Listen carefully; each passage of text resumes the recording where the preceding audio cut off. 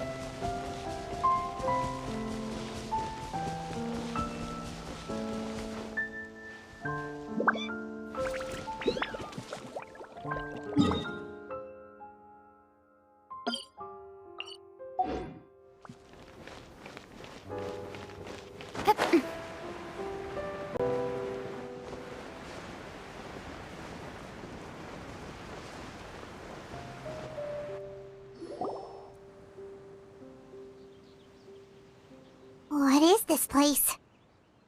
Somewhere long forgotten by everyone. It used to be a grand building. Now it's nothing more than a pile of rubble. No one comes here anymore, nor does anyone care about what once happened here. Although, this place does have something to do with the story I'm about to tell you. It was before I became a harbinger, and before Lyney and the others joined the House of the Hearth. Due to certain events, I first killed Clairvy and then her mother. And this is where it all happened. You were the one that killed Clairvy? Patience now. Allow me to explain Clairvy's side of the story first. I'll start from the beginning. Clairvy was 6 years old when she was brought by her mother, Crucibina, to live in the House of the Hearth. From the outside, it seemed like a fairy tale. A thriving family made up of kind adults and friendly children. Crucibina was the knave at that time, and the House of the Hearth was under her control. She was Clairvy's mother by blood, but she was also the mother to all the children in the house. Clairvy was happy here, for a time. But she quickly realized that being part of this family wasn't a fairy tale at all. It was a kind of purgatory. Purgatory? Exactly. The House of the Hearth takes in war orphans from all over Teyvat. But as for how to raise them, that depends entirely on the person in charge. Crucibina came up with a novel idea. She would teach the children to fight, force them to duel each other, and then crown as the king of the house the child who proved themselves most worthy of inheriting her title. It's difficult to estimate the number of children who died or were maimed in the process. There's little I can say about the ones who died. The ones that emerged with permanent injuries, on the other hand, well, they still served a purpose. They would be handed over to the doctor to be experimented on, or sent away on dangerous missions. Nothing more than tools to be used and then discarded.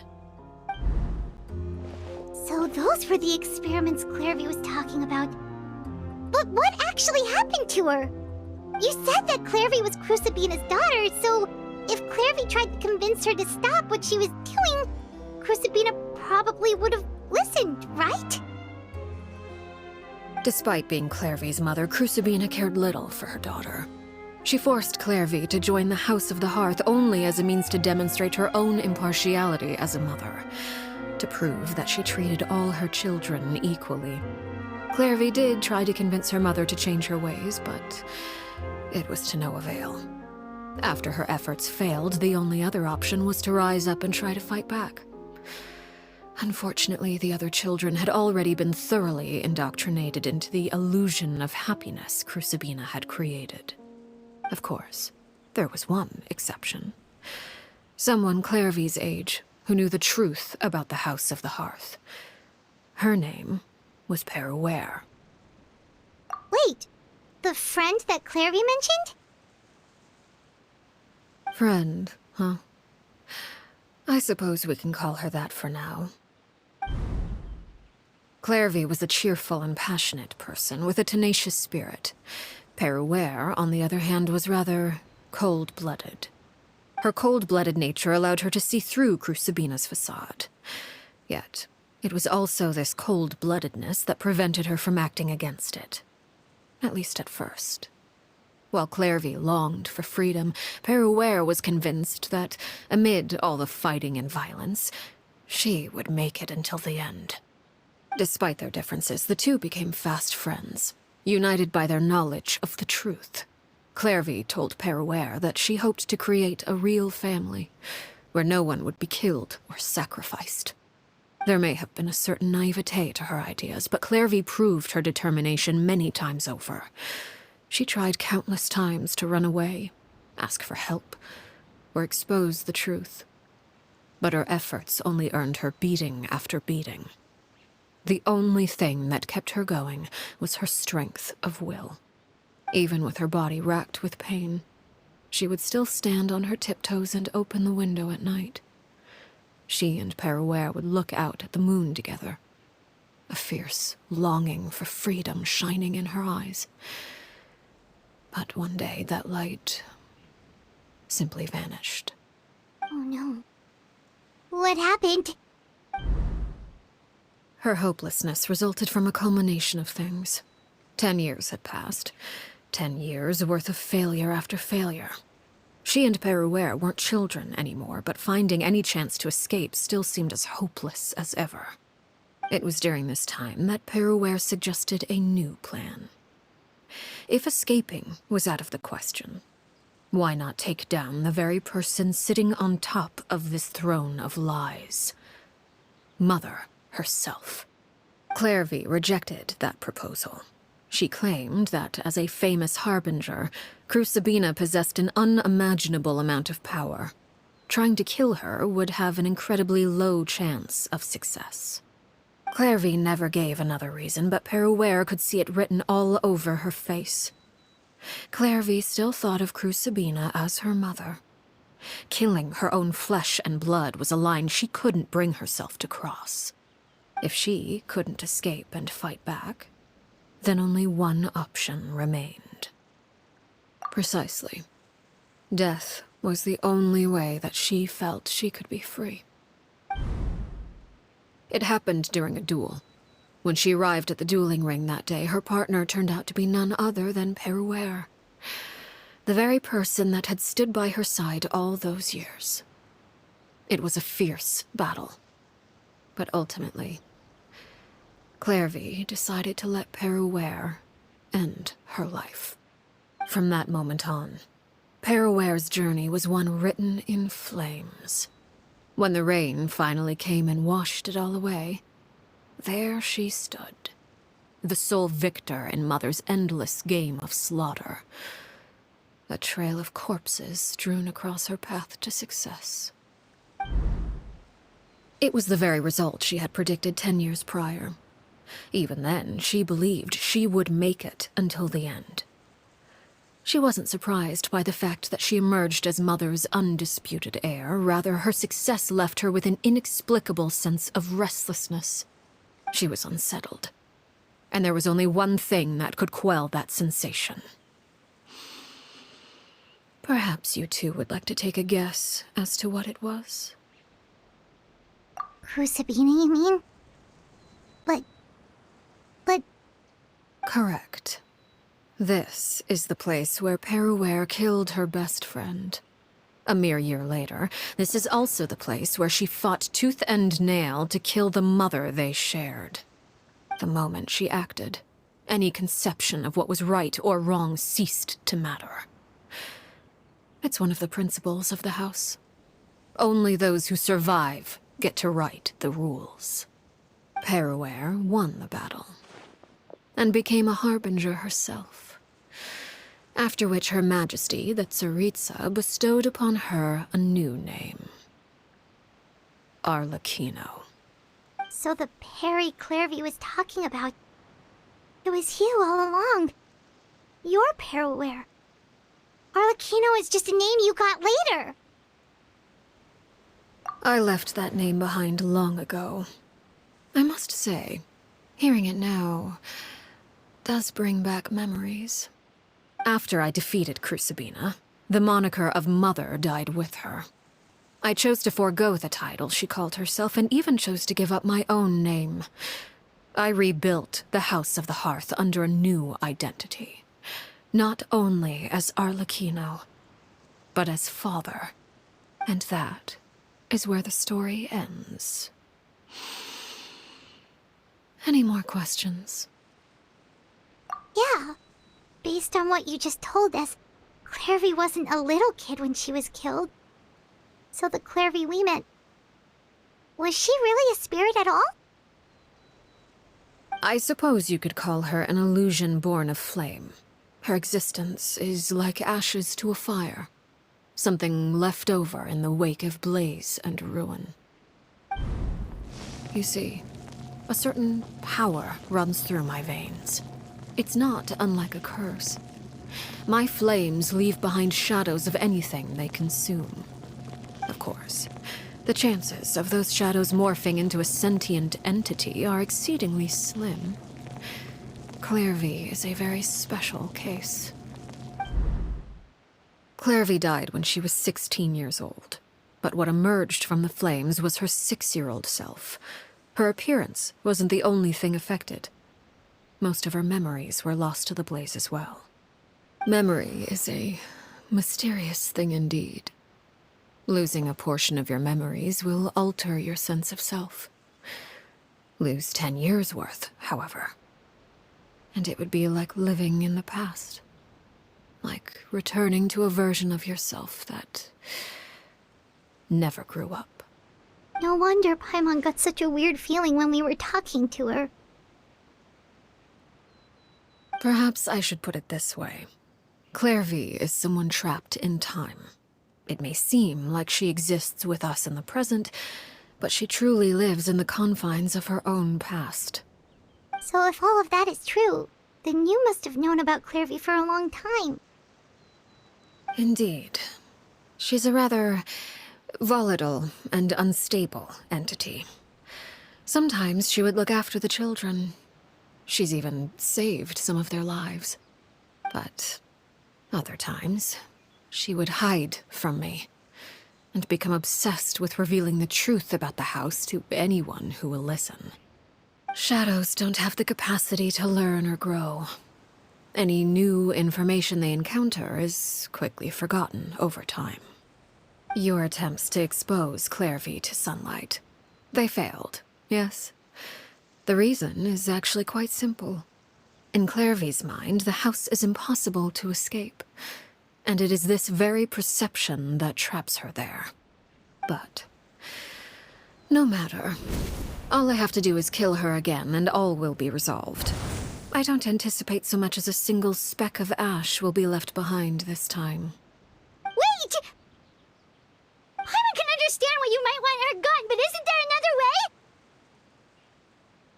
So what if she's trapped in her 6-year-old self? She's still your friend! At least talk to her first! It's too late for that. She broke the rules, and now she must be punished. That goes for Filial and Nentoy as well. She's had quite the effect on them. I hope you understand the difference between Crucibina and myself lies in our formulation of the rules, not our policy for enforcing them. Upholding the rules without question is a trait we both share, because that is how a household should be run. Is this really what you want to do? Whatever could you mean?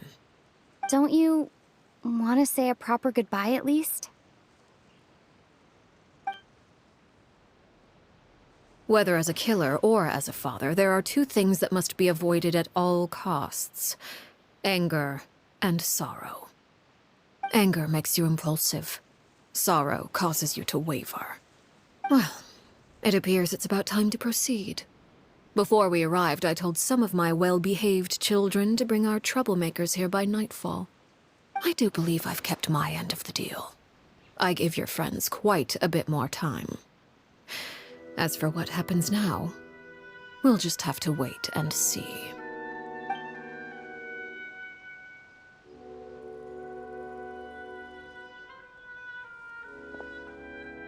Here they are, Father. You gonna execute him? Seeing something like that would actually be a first for me. Lenny! I'm sorry. I heard about how you helped buy us more time. But I still failed.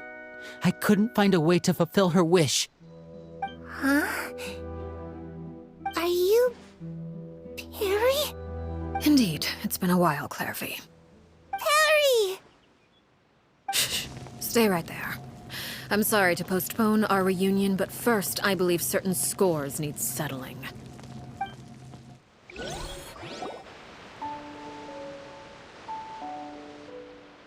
Father, let me explain. Out of my way. Father! You chose to conceal a threat to the house. And for that, you must be punished. Overall, however, I suppose your wrongdoing is hardly the most egregious of the bunch, so I'll deal with your punishments later. As for right now, the more pressing concerns are the traitors among us. By traitors? Do you mean us? Father, let me explain. We didn't mean to... Fultz, why don't you share what you heard? Yes, Father. Secret Midnight Meeting number 3. Participants, Filial, Nantoi, Sato, Toddy. Nantoi clearly said, if only Father wasn't the one who took us in. Sato added, I'm sick of this life. I just want to live as a normal person. Filial was the worst of them all. She called us crazies and said a bunch of mean things about Father. I did not! You're lying! Fultz is trying to frame us. It's not like I'm the only one who heard those things. After that, you and Toddy and a bunch of other people started talking about Clairvy. You were using all those things Clairvy brought up as an excuse to question Father. We're birds locked in a cage. The only way out is to destroy it. That's what you said, wasn't it? You little. You just want me gone, don't you? What did I ever do to you, huh? And you, Sheplo, have you forgotten who stood by your sickbed, watched over you, and changed your dressings? Come on, let's hear it then. What's your reason for all this?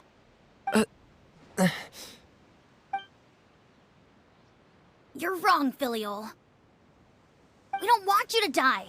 You're our family. Liar. You wouldn't be doing this if that were the case. So why? Why have you backed us into a corner? We all live in the House of the Hearth. You know the type of work we do, Filial. A single betrayal can cost dozens of us our lives. It's not like it's never happened before. That kind of thing is hard to forget. That's why the House of the Hearth cannot tolerate any form of betrayal. Ever since we came to Poisson, you've had 7 secret meetings. A lot of the things you talked about really crossed the line. You've been spying on us for half a month? Wait a second. Now that I think about it, the move to Poisson was just a way to make it easier to spy on us, wasn't it? Because we were all in one place. You've had this planned all along. Filial, Nantoi, I'm sorry. I owe you both my life. I owe Clairvy too. If it weren't for all your help after I got poisoned, I wouldn't be standing here today. If this were any other situation, I would do anything to repay that kindness, even if it cost me my life. But rules are rules. I'm sorry. My hands are tied. Why? Why? That's enough, Filial. We made a mistake, and we should own up to it. We broke the rules, plain and simple. And now we have to face the consequences. I'm sorry, Sheplo. faults. I'm sorry, Father.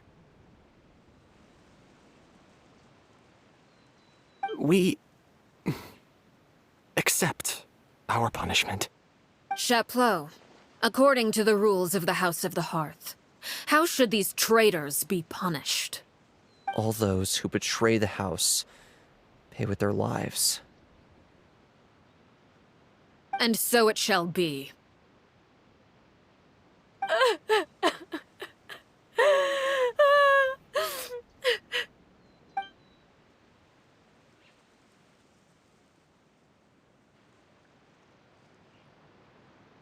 Father, please wait! Something you want to say, Linny? Please reconsider, Father. What Filial and the others did, does it really count as betrayal? We all come from broken families. From the very first day we joined the House of the Hearth, we wanted nothing more than to make it a real home. But the truth is, none of us know what a real home should look like. I'm not saying I have all the answers. All I know is this. Killing Filial and the others may uphold the rules, but doing so will only bring us further away from being a real family than we've ever been. So please, Father, please reconsider. I agree with Linny. Father, please. Linny, you...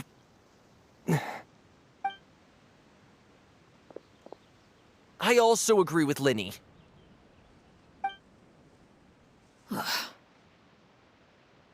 An order once given cannot be rescinded. However, given the extent of your determination, I suppose we shall have to go about this a different way. Draw your weapons and face me. Our weapons? Father, are you referring to a duel? Precisely. The rules of the house will not be altered. Traitors must be punished. However, resolving disputes with a duel is also one of our rules, one that also applies to me. Demonstrate a sufficient showing of strength, and I shall offer a concession. Wait. Beat Father in a duel? Impossible. Father is way too strong, even for Lenny.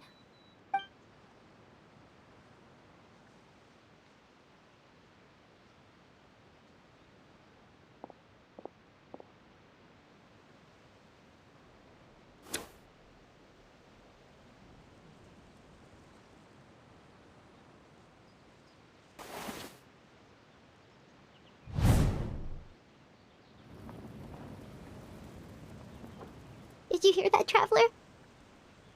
Lenny and the others have to duel the knave. What should we do? Can they really win something like that? If they lose, those people from the house are really gonna be executed. Hey, are you listening?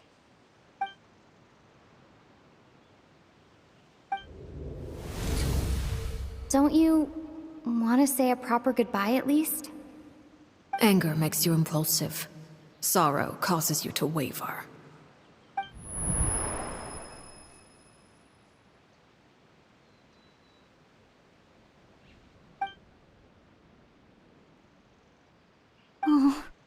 Looking at that expression on her face, she seems really serious about this. Guess that means there's no chance she's throwing the duel on purpose, huh? When guests are around, families are often on their best behavior. And any disputes are less likely to escalate. When the time comes, make the choice that you deem most appropriate in the situation, and lend your help to the House of the Hearth. What's wrong, Traveler? Hey, where are you going? Traveler? You're asking to join the duel against the knave? I'll allow it. We do have a ready-made dueling ring at our disposal, after all.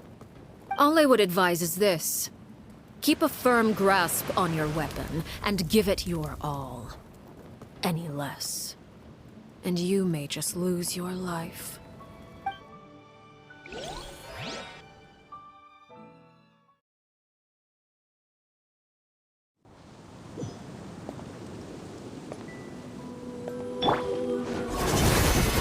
Solidified! Strike a pop! Is it my turn now? Torn to oblivion! This is order! Now's our chance! Now that's more like it. The Temple of Wisdom! Everyone hold hands! With the fall of darkness, Gather. destruction shall rise. Have a taste of courage. Hang in there!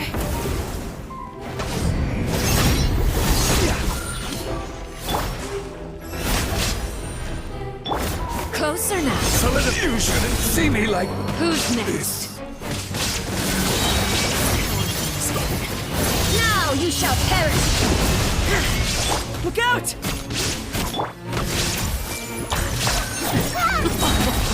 Make yourself at home! Trapped like a bunch of helpless animals.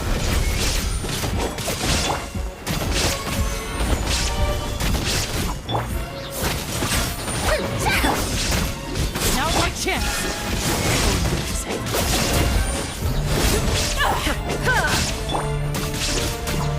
Gather!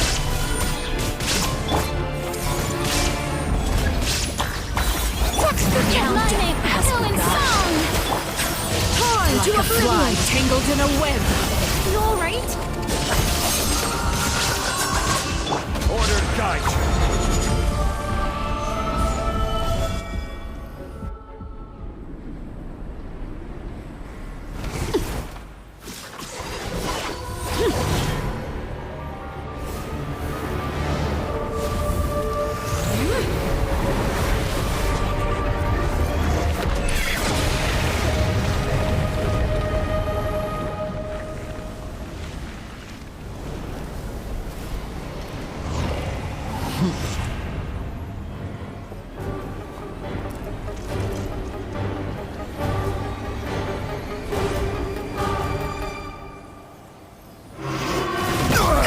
Nothing to fear!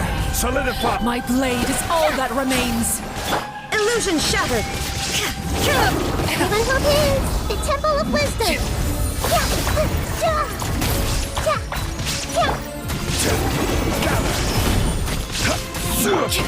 There is no escape!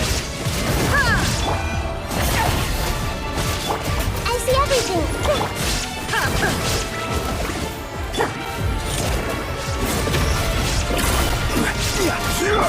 Inazu! Now's our chance! Over here! The sun and moon have set. Only ruin remains. All hope has been extinguished. This shall be...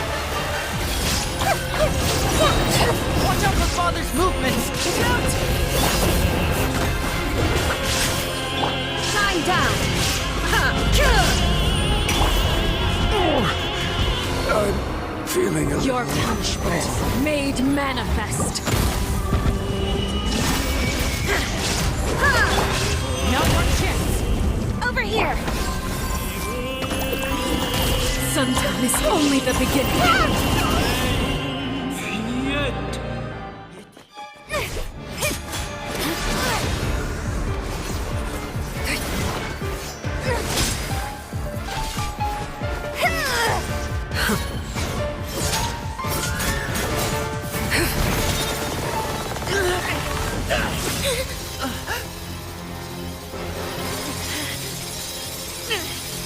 You should know better than to crowd in one place.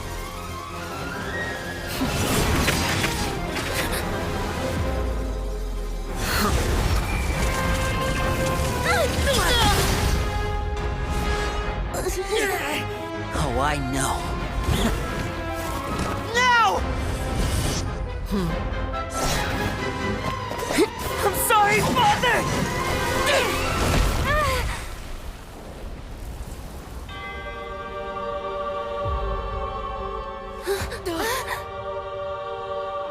Sorry for what? This pitiful excuse for an attack.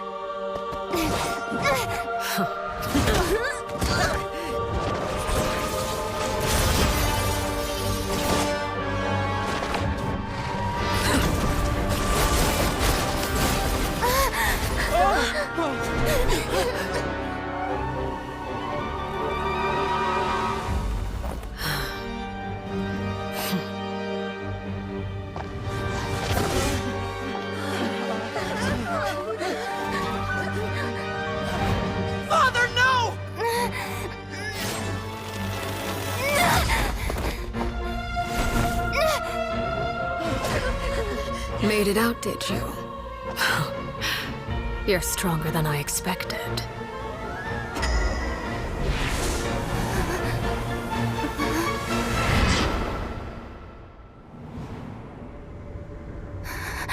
A crimson moon.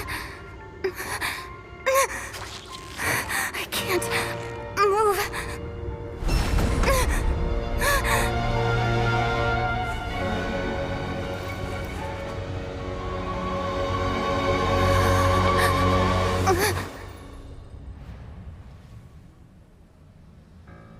Still, not strong enough to beat me.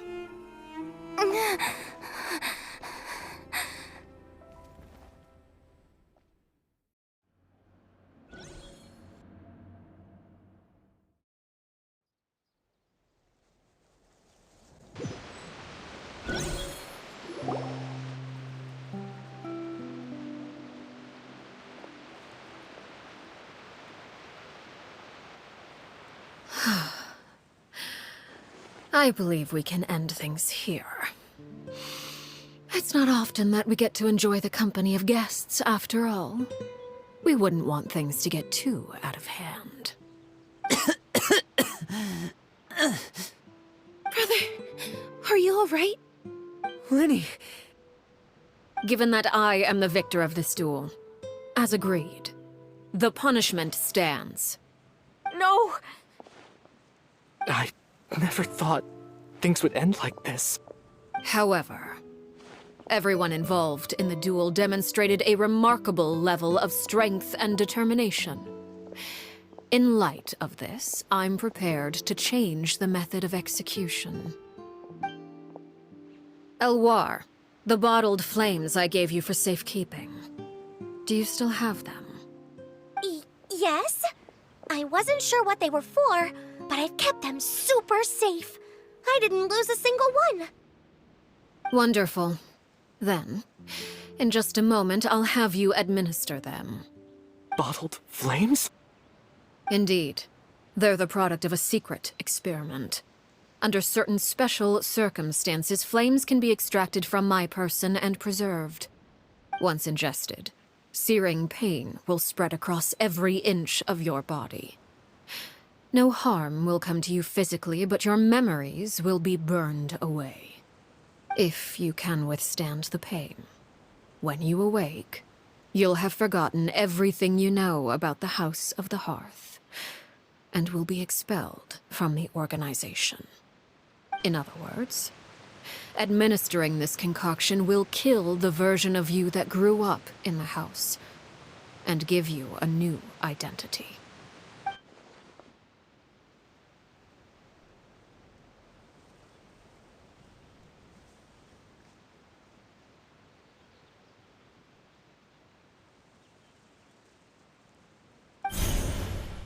Memory is a mysterious thing indeed. Losing a portion of your memories will alter your sense of self.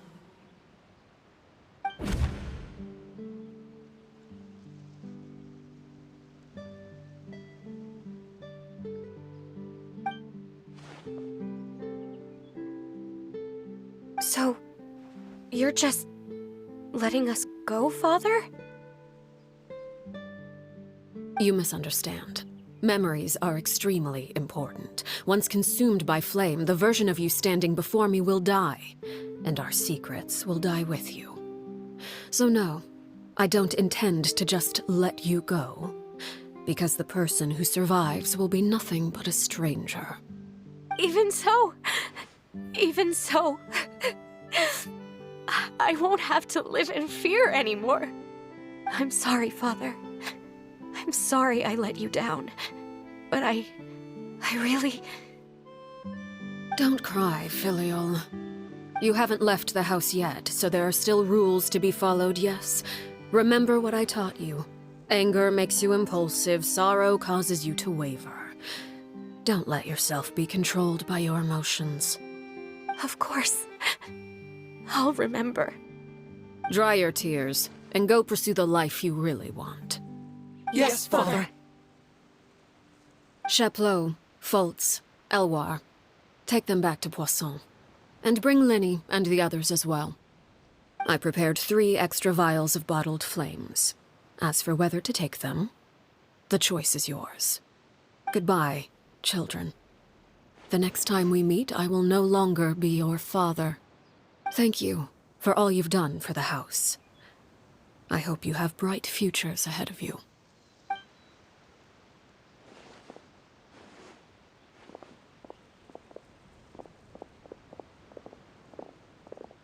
Father.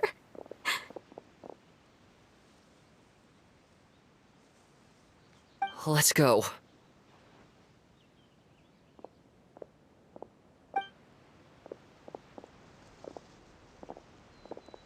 Here, grab my arm, Lenny.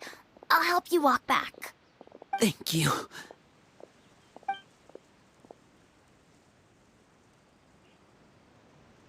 Clairvy.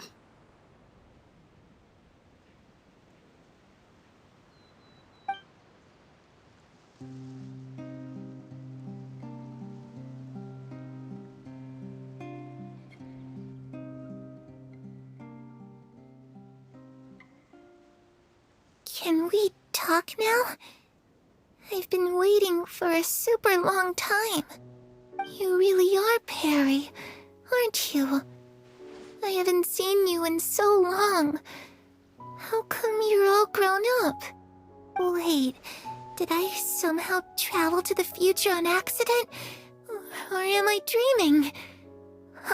What a long dream. Neither. You died, Clairvy. That's what happened. You could have at least sugarcoated it a little.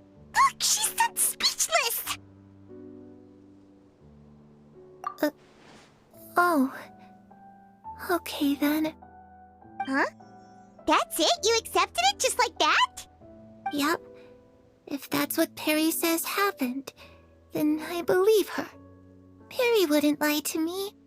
Plus, I don't really need to know why I'm like this. I'm more curious about what happens in the future. If you're a harbinger now, Perry, that means Mother is gone, isn't she? Can you tell me about it? I want to know what happened to her. And to me. You never stopped trying to defy fate. At first, no one believed you. You could only vent your frustrations to the moon. In fact, you often sought comfort in the night sky. You wanted to see the aurora, so one night we promised each other we would go to Snezhnaya to see it together. Later on, you tried to run away, but you were brought back each time. Mother spared your life, but it wasn't out of kindness. Instead, she decided to make an example of you by slowly torturing you over time. That way, the other children would know what happens to traitors. Still, you never gave up. Mother hoped that through ruthless duel after ruthless duel, she would be able to crown an ultimate victor among the children she raised.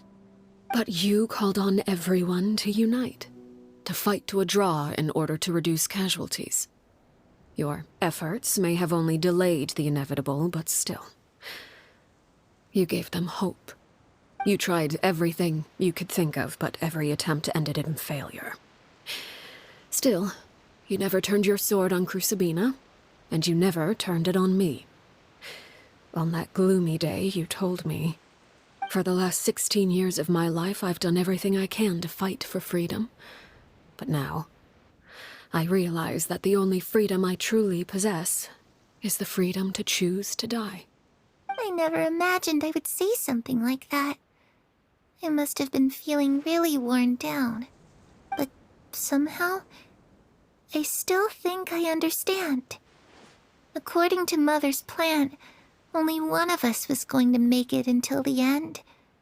And I always hoped that person would be you.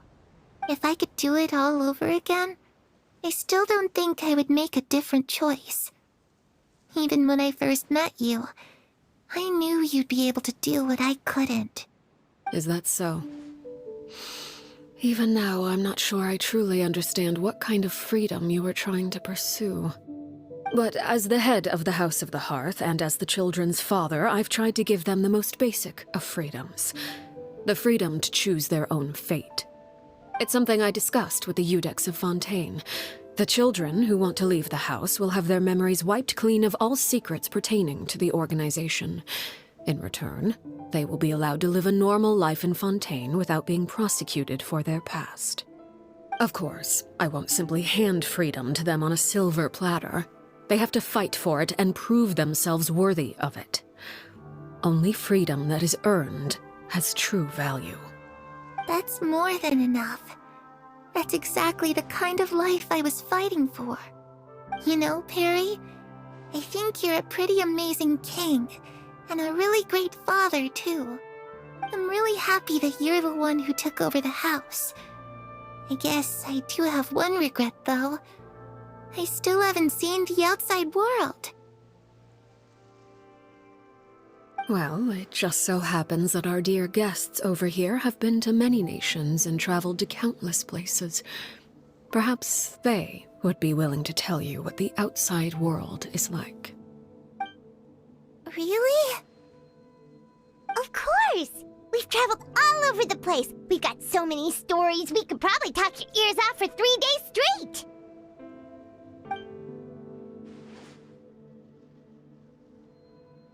You know, I used to dream of being a bard. Playing the lute while singing into the winds of freedom. Even if there was no one there to listen, I would have continued to sing no matter what. Ah, that's where Mora comes from. I never knew that before. If I had some Mora, I would buy 3 new dresses. One for me, one for Perry, and one for Mother. It's just too bad Perry doesn't like wearing dresses. And Mother, well, she probably wouldn't accept something like that either. I guess I'd just have to keep them all for me then. I could wear a different one every day. Those yokai you mentioned, what do they look like? I once saw a drawing of this one guy with horns on his head and a super scary face. Are there any yokai like that? Oh, sounds like you're talking about an Oni. Yep, we've met one, and let Paimon tell you, they're not nearly as scary as they look. I was always too afraid to skip Mother's fighting lessons. But at the academia, I bet you could do all sorts of secret things in class. Things that have nothing to do with studying. I'm just kidding. Being able to study whatever you want without having to fear for your life actually sounds pretty great.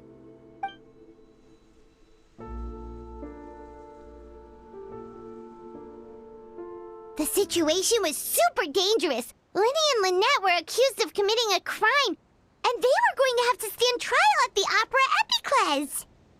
Oh no, that must have been hard for all of you. What happened next? Don't worry, we were able to turn the situation around super quickly, all thanks to Detective Paimon, of course. How'd you do that? Come on, tell me. Okay, so it was like this. After the failed magic show, we rushed to the scene and...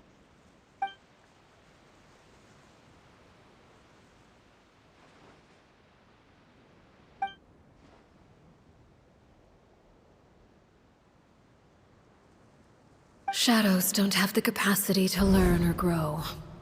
Any new information they encounter is quickly forgotten over time.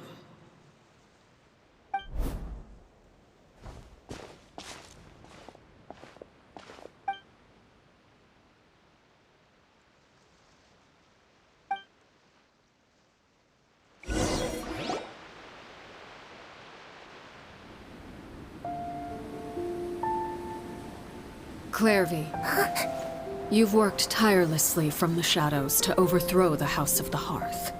Now, by my authority as the Knave, I shall announce how this matter ends. You are hereby expelled from the House of the Hearth. You are no longer tied to this place, nor are you bound by its rules.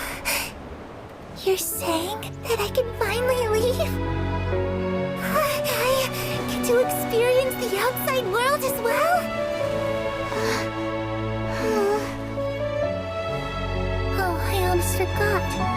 There's no getting older for me. Still, seeing who you grew up to be makes me really happy, Parallel. Take care of yourself. Goodbye. May we meet again someday.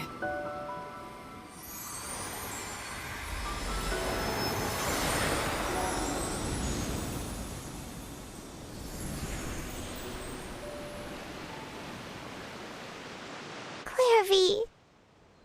She left so soon. Paimon didn't even get to finish her story. I also have certain sentiments left unsaid.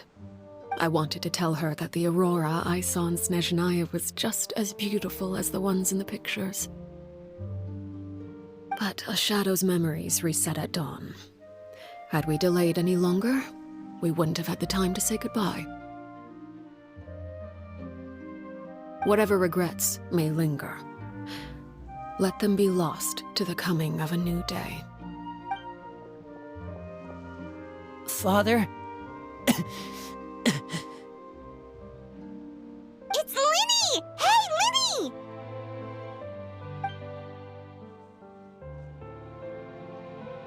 What is he doing back here? Let's go check it out.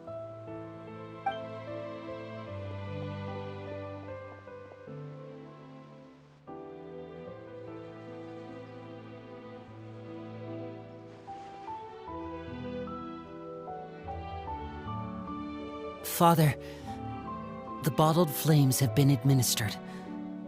Filial and the others have left the house. And you? What have you decided? Thank you for giving us that choice, Father. But we never wanted to leave the house. It's the only home we've ever known. Lynette and Fremine feel the same way. They're recuperating back at the Hotel Bouffe Tété. But I decided to come back and tell you where we stood. I'm sure you're well aware of the expectations I have for you. I want you to follow in my footsteps and become the next king of the house. Yet you seem to have different ideas. I must admit, I'm rather surprised by your decision to stay. There's nothing wrong with choosing to live a quiet life. Leading this organization is a heavy responsibility, one not so easily carried by someone forced onto the throne. I just never understood what you saw in me. What made you believe I was deserving of that throne? You're brave, talented, and, most importantly, you cherish your family. You would do anything to protect them, even if it costs you your life.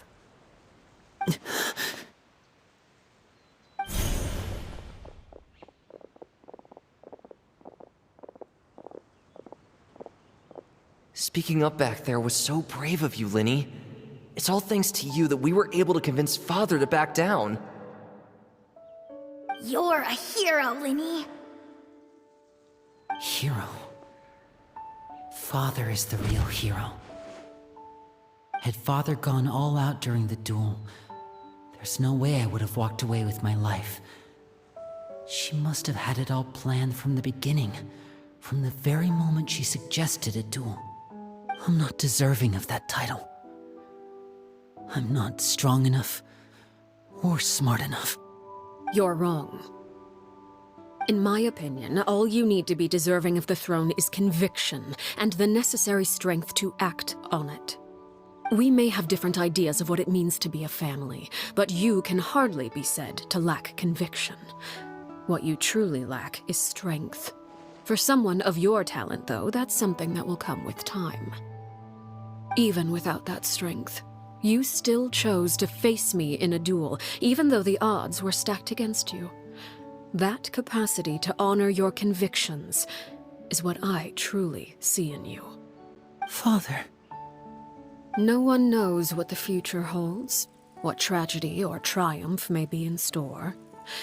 Being at the head of this organization requires the strength of will to face whatever comes. Caution will only hold you back. If reaching a certain standard were required to go after what you want, I would never have succeeded in killing my predecessor. Back then, there was still a considerable gap between our abilities.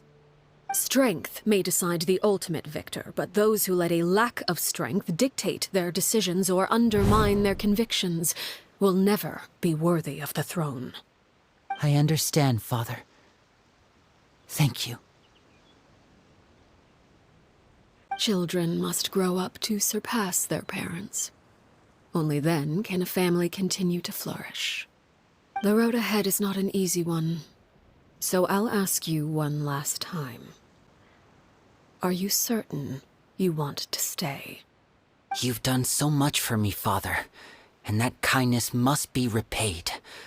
Plus, with Project Stuja at hand, there are many dangers ahead, and I, for one, don't intend to back down. Protecting my family at all costs. That's my conviction. Then you're welcome to stay. As for Project Stuja, you need not be too concerned. If those cowardly businessmen and heartless dignitaries try to take us down, I'm prepared to teach them a lesson. Having members who longed for the light was our organization's last weakness. With those members no longer among our ranks, the House of the Hearth is like a spider hiding in the shadows. We need only wait for our prey to come to us. At present, our imperative is to use their plan to our advantage. In doing so, a crimson moon shall rise amid the frigid blizzards of winter. No demonstration of loyalty shall go unrewarded, and no sacrifice shall be in vain. As for the two of you, whether we meet again as friend or foe, I'll remember the camaraderie we shared in this moment. No matter how arduous the journey ahead, I hope we both reach our desired destination.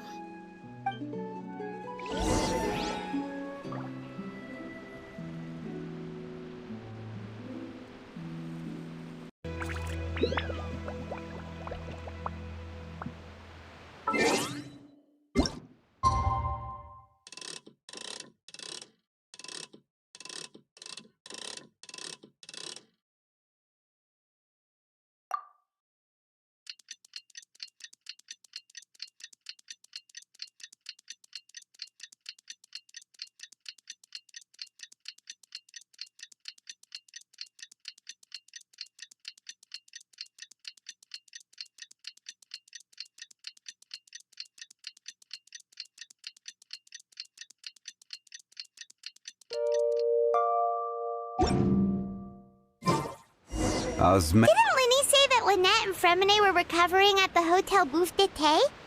Oh, Paimon wonders how they're doing. Maybe we should go check on them.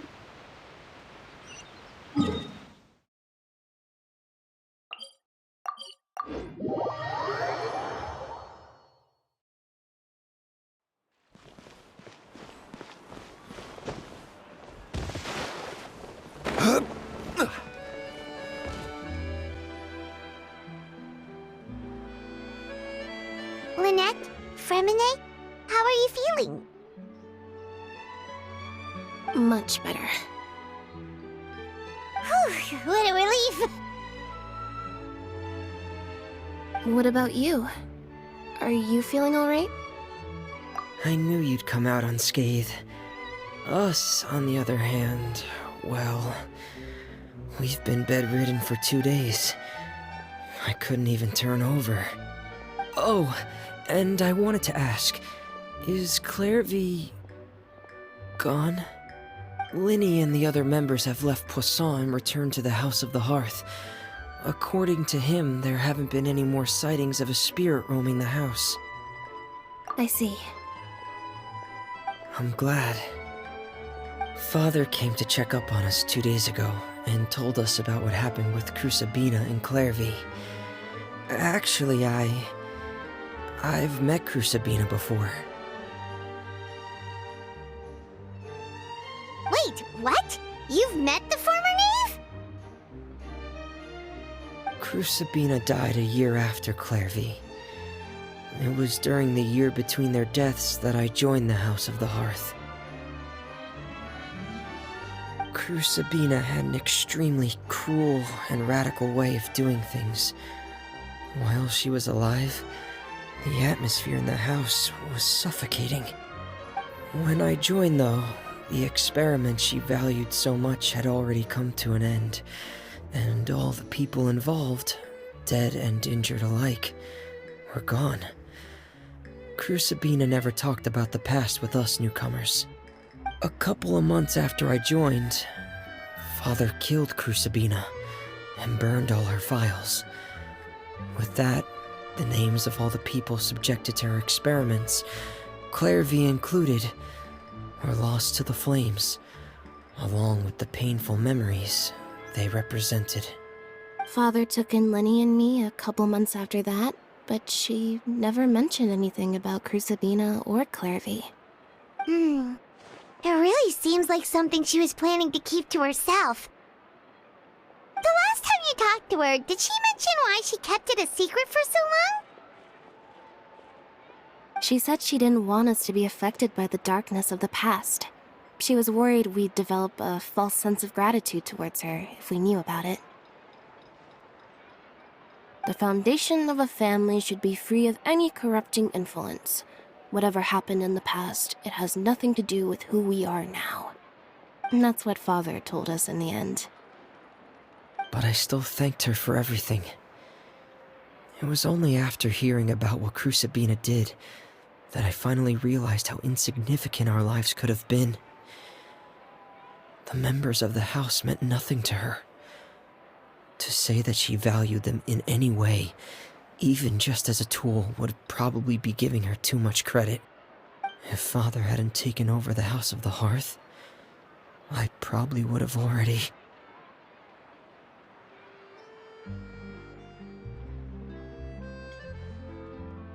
Father rarely brings up the fact that she saved us. She doesn't believe that being indebted to her should be what ties us together. But even if we didn't owe her anything, we would still choose to stay. Because this is our home. We may have arguments or times when we feel wronged. Some people may even choose to leave. But as long as Father is here, we will always have a home.